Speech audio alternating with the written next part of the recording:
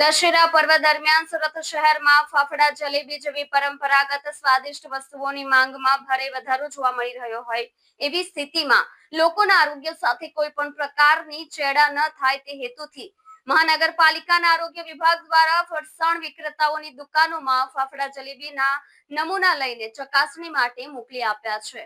દશેરા પૂર્વે આરોગ્ય વિભાગના દ્વારા ફરસાણ વિક્રેતાઓની દુકાનોમાંથી ફાફડા જલેબીના નમૂના લીધા।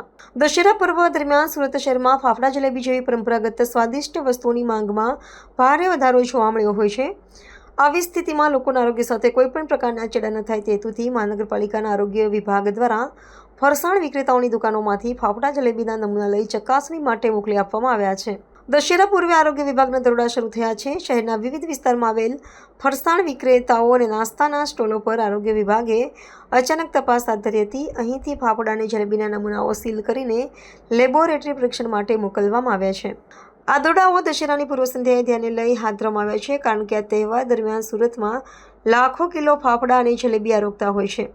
આરોગ્ય વિભાગે જણાવ્યું છે કે જો લેબોરેટરી રિપોર્ટ નેગેટિવ આવશે, એટલે કે નમૂનાઓમાં કોઈપણ પ્રકારની અશુદ્ધિ કે હાનિકારક તત્વો જોવા મળશે તો દુકાનદાર વિરુદ્ધ કડક કાર્યવાહી કરવામાં આવશે।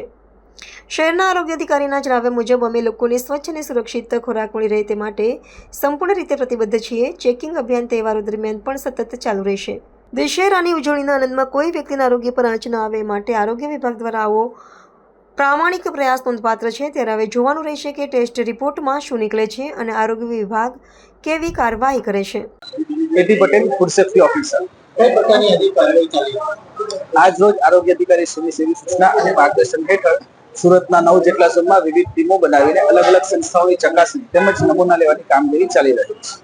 કઈ પ્રકારનો રિપોર્ટ આવશે? રિપોર્ટ આવ્યા પછી હાલ જે ફાફડા અને જલેબીના નમૂના લેવામાં આવ્યો છે એ FSSAI ના ધારાધોરણ પ્રમાણે છે કે નહીં એની ચકાસણી કરવામાં આવી છે। જેનો રિપોર્ટ આવી જો એમાં ક્ષતિ જણાય તો કસૂરવારો સામે ફૂડ સેફ્ટી એક્ટ હેઠળ પગલાં લેવામાં આવશે।